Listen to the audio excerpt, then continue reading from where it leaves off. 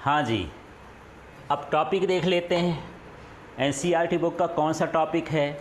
1.13 books के हिसाब से हम लोग चल रहे हैं, ठीक है। उसमें दिया है गाउस का नियम, और एग्ज़ाम में अक्सर आता है ये प्रश्न दो तरह से आता है। एक तो गाउस का प्रमेय लिखिए, 2 नंबर में केवल कथन लिखने के लिए आ गया। दूसरा आ जाता है कि गॉस का नियम लिखिए और इसे सिद्ध करिए, तब वो कितने नंबर में आ जाता है? 3 नंबर या 4 नंबर में आता है, ठीक है।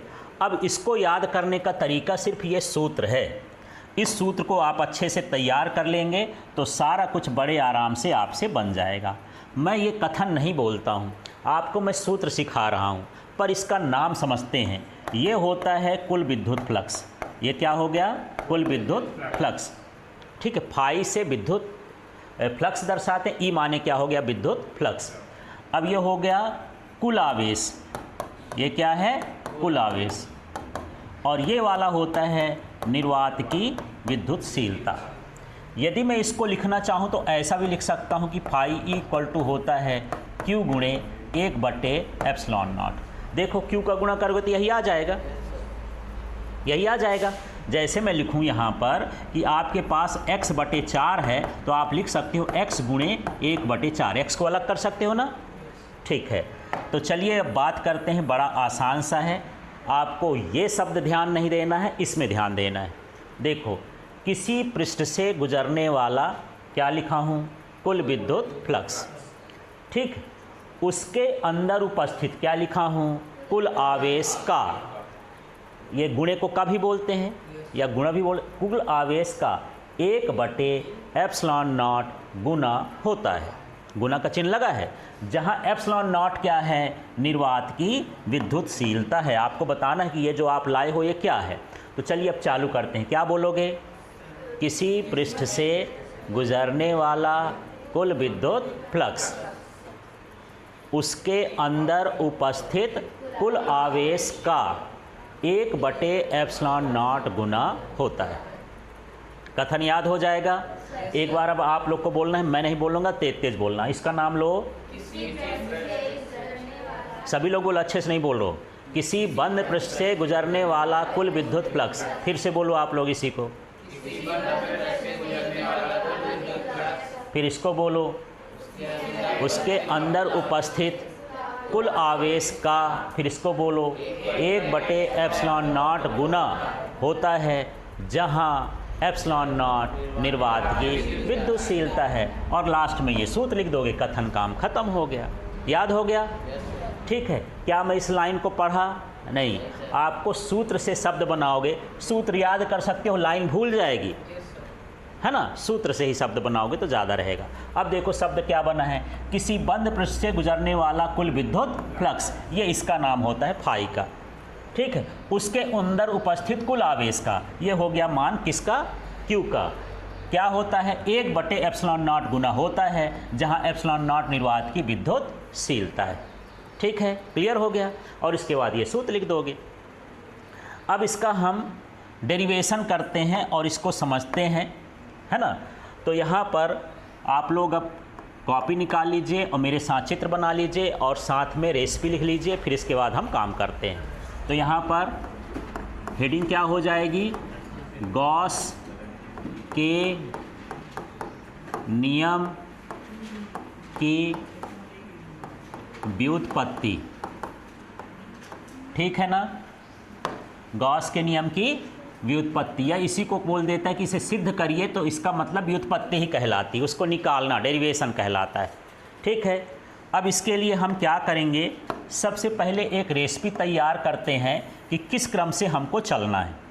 तो देखो, जब बड़े प्रश्न हैं हमारे फिजिक्स में तो सबसे पहले तो चित्र ही होता है और चित्र के बारे में हमको यूज करना है। तो सबसे पहले हम क्या करेंगे? इसमें चित्र बनाएंगे। स्टेप्स लिख रहा हूँ, इसी को मैं रेसिपी बोल देता हूँ,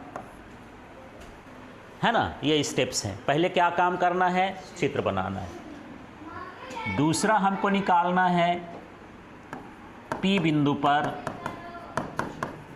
विद्युत क्षेत्र की तीव्रता, और इसका सूत्र होता है E = 1/4πε0 Q/r²। किसी बिंदु पर विद्युत क्षेत्र की तीव्रता का सूत्र ये होता है, ठीक है, एक ये लगेगा। दूसरा अल्प पृष्ठ ds से गुजरने वाला विद्युत फ्लक्स, और ये सूत्र होता है d phi equal to e ds cos theta.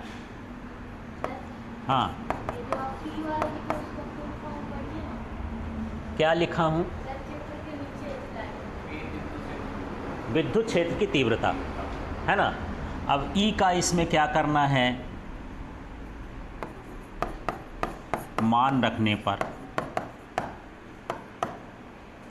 फिर निकालना है कुल विद्युत फ्लक्स, फिर निकालना है समाकलन ds बराबर 4 पाई r स्क्वायर, ये है गोले का पृष्ठ, और लास्ट में हमारे पास आ जाएगा phi equal to Q upon epsilon naught. ये स्टेप है, इस स्टेप को आप नोट कर लेंगे, और ये याद करना है आपको, इधर का याद नहीं करना है, ठीक है ना।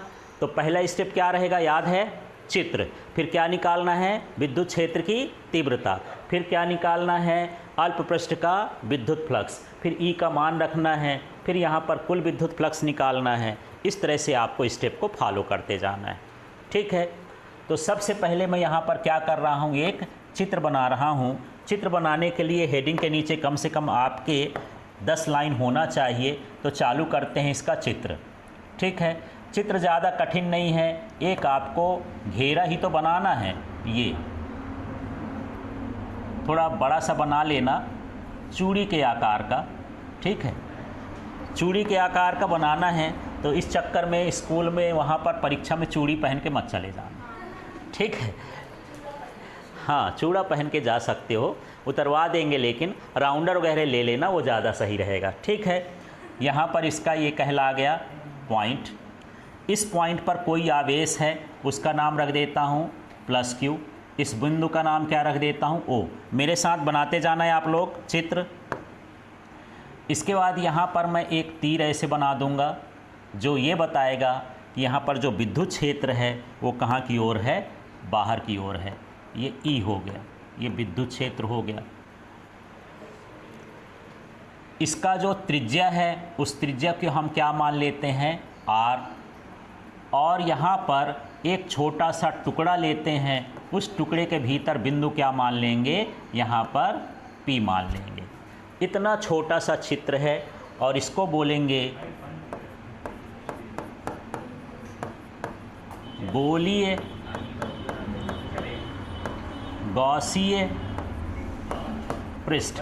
इस तरह से आपको चित्र बनाना है। चित्र कंप्लीट करिए, फिर मैं आगे की बात बताता हूँ। अभी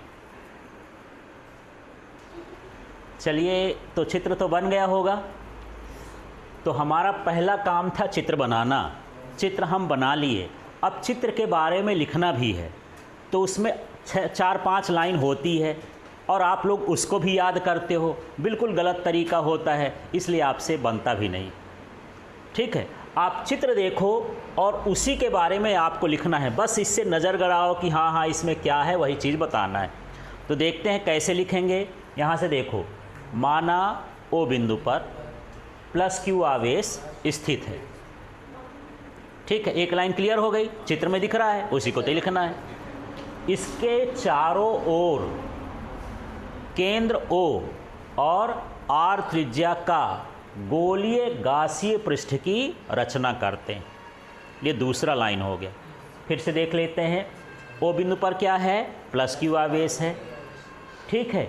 इसके चारों ओर गोलीय गासीय पृष्ठ की रचना करते हैं, जिसका केंद्र O है, त्रिज्या R है। आपको आगे पीछे करके बता देना है। अब रचना क्यों करते हैं, क्योंकि आप गॉस का नियम पढ़ते हैं कि गॉस का नियम हमेशा किसके लिए लगता है, बंद पृष्ठ के लिए। आवेश यदि मैं ऐसे रख दूंगा तो खुला रहेगा, कहाँ है उसका पृष्ठ फिक्स नहीं है। तो हम परिभाषा तो यही बोलते हैं, किसी बंद पृष्ठ से गुजरने वाला कुल विद्युत फ्लक्स उसके अंदर उपस्थित कुल आवेश का 1/ε0 गुना होता है। तो पहली कंडीशन तो बंद पृष्ठ की है, इसलिए यहाँ पर बंद पृष्ठ बना लिया, ठीक है। अब इस पृष्ठ पर कोई बिंदु क्या है, P है ना। इसमें एक छोटा सा पृष्ठ हम और लेते हैं और उसका नाम हमने क्या लिख दिया है, ds। अल्प पृष्ठ, जैसे पूरे पृष्ठ को हम यस बोलते हैं, सरफेस, और छोटा टुकड़ा क्या हो गया, ds। जिसके साथ d जुड़ जाए इसका मतलब उसका मान क्या है, छोटा है। यस का छोटा मान क्या कहलाया, ds। ये है पृष्ठ, उसको बोलेंगे अल्प पृष्ठ। अल्प पृष्ठ में क्या है, बिंदु P है, जिस पर विद्युत क्षेत्र की तीव्रता है। आपको फिर यहाँ से चालू कर देना है, ठीक है। चलिए अब फिर से चालू करते हैं। शब्द बनाने में कठिनाई हो सकती है, इसलिए एक बार रिपीट करता हूँ, फिर आप लोग बोल के देखिएगा। तो देखते हैं, ध्यान से सुनना है एक एक लाइन। माना ओ बिंदु पर प्लस Q आवेश स्थित है, एक लाइन ये हो गई। इसके चारों ओर गोलीय गासी पृष्ठ की रचना करते हैं, जिसका केंद्र O और त्रिज्या R है। इसके अल्प पृष्ठ ds में, इसके अल्प पृष्ठ ds में कोई बिंदु P है, जिसमें विद्युत क्षेत्र की तीव्रता त्रिज्यीय बाहर की ओर है। विद्युत क्षेत्र की तीव्रता क्या है, त्रिज्यीय, माने जिस दिशा में त्रिज्या है उसी दिशा में विद्युत क्षेत्र भी है, लेकिन वो विद्युत क्षेत्र कहाँ की ओर है, बाहर की ओर। इसके बारे में भी बताना है, उसके दिशा के बारे में। अब मैं जहाँ हाथ रखता हूँ वहाँ पर आपको बोलना है। हाँ, तेज। हाँ, माना ओ बिंदु पर इसके चारों ओर गोलीय गासी पृष्ठ की रचना करते हैं, जिसका केंद्र O और त्रिज्या R है। इसमें अल्प पृष्ठ ds लेते हैं, है ना, ds लेते हैं या ds है, जिसके अंदर कोई बिंदु P है, ठीक है। इस पर विद्युत क्षेत्र की तीव्रता त्रिज्यीय बाहर की ओर है। काम खत्म हो गया। इतनी चीज़ आपको शब्द में लिखना है। इसके बाद हम अगला बिंदु ले लेते हैं, ये वाला। पहला बिंदु समझ में आया, चित्र लिखना है, चित्र के बारे में बताना है। अब देखो यहाँ पर P बिंदु पर विद्युत क्षेत्र की तीव्रता, और यही शब्द, मैं यहाँ शब्द नहीं लिख रहा हूँ, वही सूत्र आपको लिख देना है।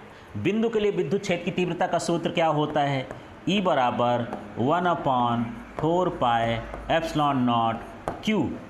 आवेश कौन सा लिए हो आप, Q। कैपिटल Q लिख दोगे तो कैपिटल Q लिख लेना है, स्मॉल Q लिखोगे तो स्मॉल Q, चिन्ह नहीं लगाते हैं। ये हो गया अपॉन में Q। दूरी हमको देखना है, दूरी आप यहाँ से O से P तक की क्या माने हो, P बिंदु तक निकालना है ना, तो क्या माने हो, R। तो यहाँ पर भी क्या हो जाएगा, R का स्क्वायर। फिर इसकी दिशा भी लिखना है। बताओ तीर कहाँ से कहाँ की ओर लगा है यार, O से चालू है, तीर कहाँ की ओर जा रहा है, P की ओर, तो क्या कहलाएगा, OP के अनुदिश। ठीक है, ये काम खत्म हो गया इस स्टेप का, काम खत्म। अगला स्टेप चलते हैं। अगला स्टेप क्या निकालना है, अल्प पृष्ठ से गुजरने वाला विद्युत फ्लक्स। आपको ds लिखना हो तो ठीक है, नहीं आप उसमें लिख दिए हो कि इसका अल्प पृष्ठ ds है, तो यहाँ पर लिखने की ज़रूरत नहीं। अच्छा, इसमें वेक्टर ये लगाए हैं कि क्षेत्रफल भी सदिश राशि होती है, इसके सदिश को व्यक्त कर रहा है ना। यदि क्षेत्र है, क्षेत्र में लंबवत खींच दें तो उसका क्या होता है, सदिश होता है ना, क्षेत्र सदिश पढ़े हैं, ठीक। इसलिए यहाँ पर वेक्टर लगा दिए। विद्युत क्षेत्र भी वेक्टर है, सदिश है, और क्षेत्र जो अल्प पृष्ठ में हम लंब खींचेंगे वो भी उसका क्या कहलाएगा, सदिश कहलाएगा, ठीक है। इस तरह से तो ये अल्प पृष्ठ से गुजरने वाला विद्युत फ्लक्स का सूत्र आप पहले पढ़ चुके हो। क्या है सूत्र, देखो तो यहाँ पर लिखोगे हिंदी से, यहाँ पर हिंदी से ये वाली लाइन लिख दोगे, यहाँ पर ये वाली लाइन लिख दोगे। क्या लिखूँ बताओ, देख के बताओ। डी फाई, नीचे ई लिखना है अच्छे से, फिर क्या है, ई डी एस कॉस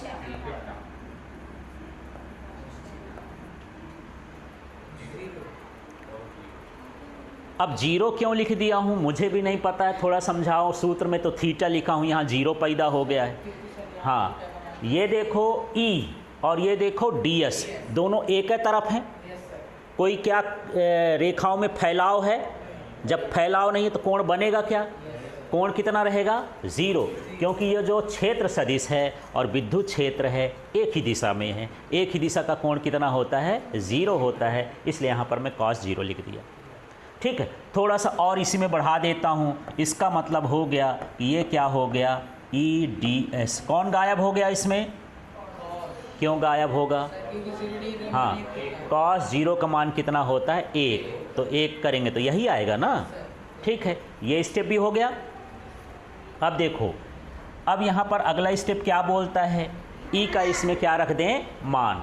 तो चलो रख देते हैं, यहाँ पर लिख देना, क्या लिख दोगे, ई का मान रखने पर। ठीक, चलो रखते हैं, ये क्या लिख दिया, डी फाई ई। ठीक है, इतना समझ में आ गया, बराबर। अब यहाँ पर ये ई लिखा है, ई नहीं लिखना है, ई का ये मान है ना, उसको हटाओ, ये लगाओ। ठीक है ना, ये इसका फुटकर है, 100 रुपया की नोट है, 10-10 रुपया यहाँ है तो बराबर है, मान तो बराबर है दोनों का।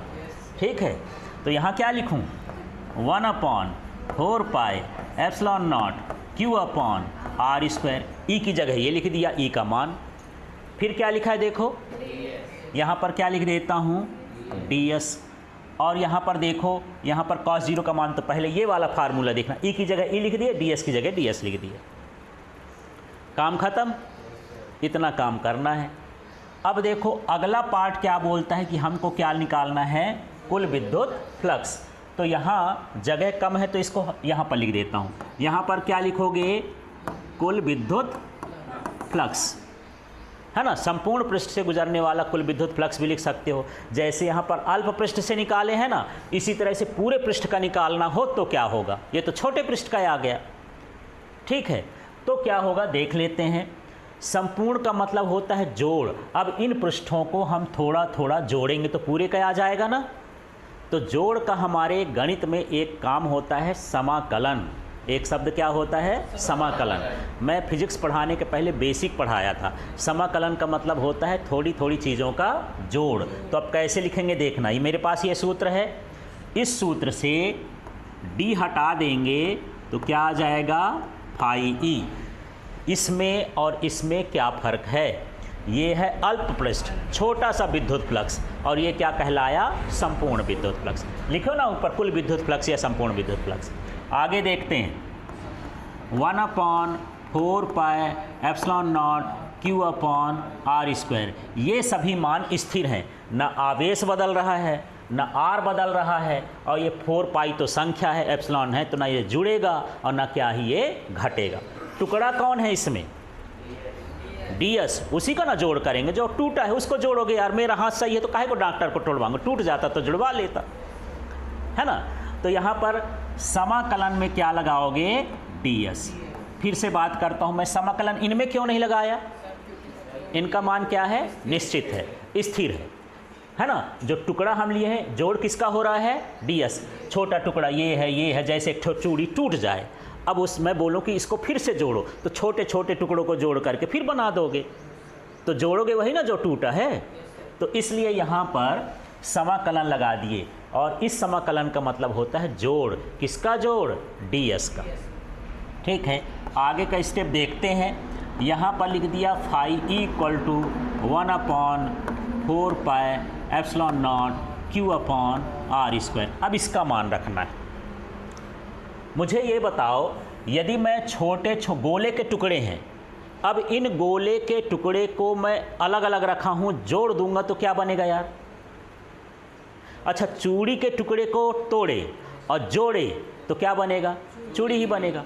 रोटी के 4 टुकड़े कर दिए, अलग कर दिए, अब जोड़ दोगे तो क्या बनेगा, रोटी बनेगा। तो एक गोले के छोटे छोटे टुकड़े हैं, अब उसको जोड़ोगे तो क्या बनेगा, गोला बनेगा। तो गोले के पृष्ठ का क्षेत्रफल क्या होता है, 4 पाई आर स्क्वायर। यहाँ वृत्त नहीं है, फुटबॉल जैसे कि चीज़ क्या कहलाती, गोला। यहाँ पर आपको वृत्त का नहीं लगा देना पाई आर स्क्वायर, यहाँ पर किसका लगाना है, गोले का। गोले का क्या होता है, 4 पाई आर स्क्वायर। इसको हटा देना भाई, इसका मान रख देना 4 पाई आर स्क्वायर, और एक ठो कोठा लगा के बता देना कि समाकलन ds बराबर 4 पाई आर स्क्वायर बराबर गोले के पृष्ठ का क्षेत्रफल। समझ में आ गया, इसको लिख देंगे। यहाँ लिखना पड़ेगा, यहाँ नहीं लिखना है तो यहाँ भी लिख सकते हो, कहीं भी बताना पड़ेगा आपको, चाहे साइड में बताओ चाहे यहाँ पर बताओ। अब इसको गणित लगा के हल कर दो भाई, है ना। अब सिग्नल यहाँ पर ग्रीन हो गया है, इसका मतलब बिल्कुल सही सब कुछ आने वाला है। तो चलते हैं, चालू करते हैं। आर स्क्वायर से निपटेगा, 4 पाई से निपटेगा। बचा क्या बचा, ऊपर क्यू, नीचे क्या बचा एप्सिलॉन नॉट। ये किसका सूत्र आ गया है, गॉस के प्रमेय का। सिद्ध कर लिए हम, इस तरह से गॉस का प्रमेय होता है। यही है कि किसी संपूर्ण पृष्ठ से या है ना या बंद पृष्ठ से गुजरने वाला कुल विद्युत फ्लक्स, फिर इसका नाम उसके अंदर उपस्थित कुल आवेश का 1/ε0 गुना होता है। ठीक है, ये उसका कथन हो गया। इस तरह से आपको करना है। अब मैं जो बताया हूँ ये सब भूल जाना है ना। याद रखना है ये स्टेप कि आपको पहला क्या करना है, मुझे बताओ। पहला काम क्या? चित्र बनाना। दूसरा काम क्या है? विद्युत क्षेत्र निकालना। तीसरा काम है अल्प पृष्ठ का विद्युत फ्लक्स निकालना। और चौथा काम है संपूर्ण विद्युत फ्लक्स निकालना। फिर ds का मान रख दोगे, इतने में आ जाएगा। 5 स्टेप, 5 लाइन याद करना। वो लाइन भी नहीं है, आधा अधूरा लाइन है ना। करोगे 20 लाइन, करना याद कितना है यार? 5 लाइन। तो 5 तैयार करो, इतने में बन जाएगा। ठीक है, तो ये आपका होमवर्क है, इसको आप कल करके लाएंगे।